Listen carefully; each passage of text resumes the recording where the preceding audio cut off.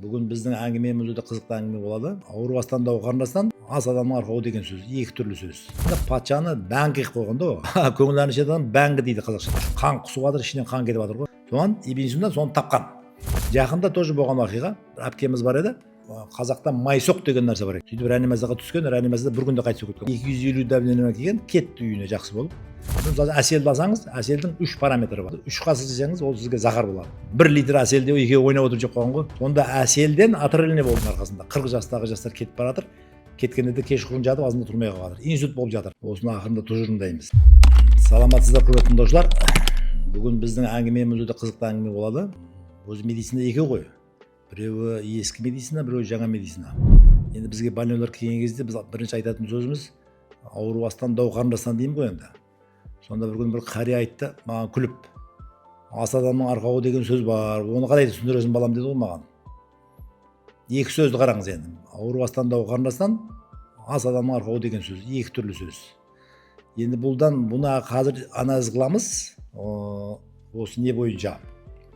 Ескі түркі халықтарының медицинасының назариясы бойынша қайсы мақал, матель дұрыс, қайсы натура.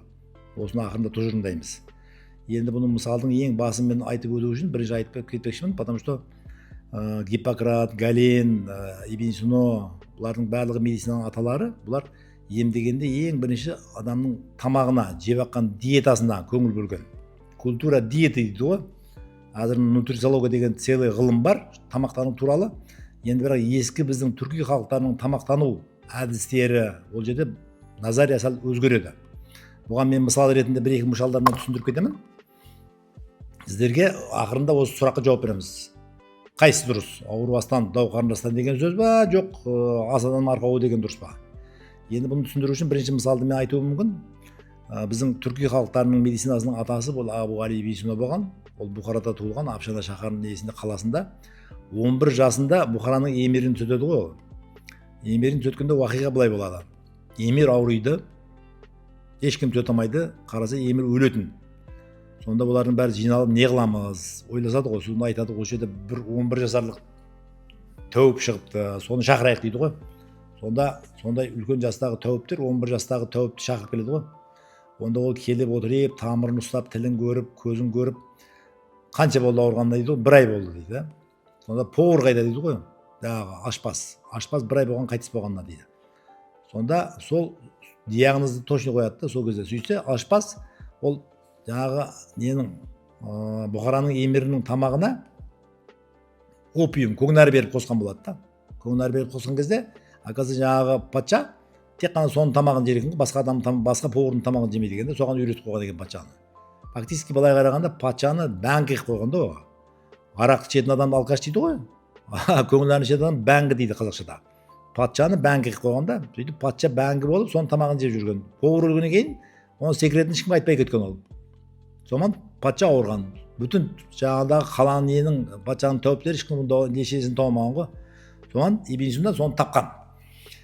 Бұл не тұжырымға келеміз? Бұл жерде тұжырым сол тамаққа байланысты да бәрімізде тамақ. Тамақтың рөлі өте үлкен. Бұл жерде мижаз деген нәрсе бар. Әрбір тамақтың өзінің мижазы болады, адамның мижазы болады. Тамақтың мижазы адамның мижазына дұрыс келу керек. Бұны мен философиялық терминдермен түсіндірмеймін, мысалдармен түсіндіремін, простой мысалдармен түсіндіремін. Жақында тоже болған оқиға, әпкеміз бар еді.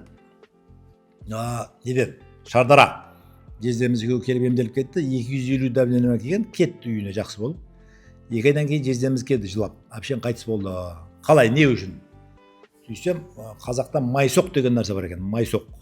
Мен естіпеген едім, Ташкентте жүріп, майсоқтың не екен. Оны тарыдан специальный рецепті бар екен оның. Оны ішкен жаңа әпшеміз, сөйткенде дәблені 250-ге шыққан, 120-ма жүрген адам. Сөйтіп реанимацияға түскен, реанимацияда бір күнде қайтыс кеткен ғой. Соған жездеміз келді, әпшемді жөнелтіп қойдым деп. Сөйтіп сұрасам, майсоқты жеп қайтыс болыпты әпшеміз. Кейін майсоқты специально өзім рецептін таптырып, істетіп жеп көрдім ғой. Соған енді анау дегеніңіз өте ыстық екен да. Мен кешқұрым жедім, денені қыздырып, адамды ұйықтатпай дәмненесін көтеріп шықты ғой. Мұны бір мысал сіздерге. Соның үшін адамның денсаулығы үшін өте не үлкен. Тамақтың рөлі үлкен, тамақ. Не жейсіз, құтынай тамақ болады. Енді жаңа мысалға келіп тоқтаймыз ғой енді. Кім дұрыс айтып жатыр сонда? Ауырбастан, дау қарындастан деген болды ма? Жоқ, ас адамның арқауы деген болды ма?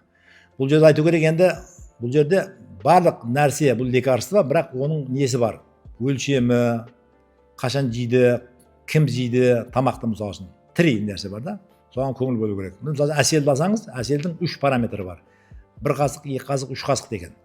Егер әселді 1 қасық жесеңіз, ол сізге тамақ болады. 2 қасық жесеңіз, сізге лекарство болады. 3 қасық жесеңіз, ол сізге захар болады. Бұның мысалын айтып өтуім мүмкін. Біз Ташкенттен келгенмін өзім. Фамилиям Абдувалиев, Ашетбек Абдувалиев, доктор наук, профессор. Ташкентте болған уақиға. Біз ол кезде әселдерге бағар едік. Так, сөйтіп біздің 2 сестренкамыз, жаңағы братышкамнан сестренкам 1 литр әселде екеуі ойнап отырып жеп қойған ғой. Кім көп жейді деп. Содан кешқұрын келсек, температура 42-43, қан құсып жатыр, ішінен қан кетіп жатыр ғой. 40 күн бәлсаға жатқан сонда есімде. Сонда әселден отравление болды да ол екеуі. Әселдің формуласын көрдіңіз, 1 қасық, 2 қасық, 3 қасық. Соның үшін әр нәрсенің мижазы бар, энергия. Мижазды енді былай сөйлескенде несі бар, энергиясы бар да. Айттым ғой, жаңа әпшеміз майсоқтан қайтыс болып кетті. Анау жаңағыдағы Бұхараның емірі көңілдерінен тамағына қосып беріп ауырды. Жаңағы сестренкамызбен неміз әселден ауырып отыр. Соның үшін былай айтқанда 2 мақалымыз да дұрыс. Ауырбастан дау қарындас деген сөзіміз де дұрыс. Ас адамның арқауы деген де дұрыс. Егер сіз асты өзіңіздің мижазыңызға қарап, ауруыңызға қарап жесеңіз, сіз түзелесіз. Егер өзіңіздің мижазыңызды білмесеңіз, енді тамақтың мижазының сізге қаншалық дұрыс екенін білмесеңіз, онда сіз ауырасыз. Ауырғанда да мейлі. Қазір келіп жатқан бізге инсульттар, инфаркттар, культура, диета деген нәрсе абсолютно жоқ қой. Не жеп жатқанынан сіз жоқ. Келгенде сұраймыз ғой, не жеп келдіңіз деп. Дәлден 200-250 мен келеді. Бірінші айтатын сөзі бұйырғанын жеп жатырмыз дейді ғой. Бұйырғанын жегеннен кейін бұйырғаны болады да заман. Таман қарап кетті.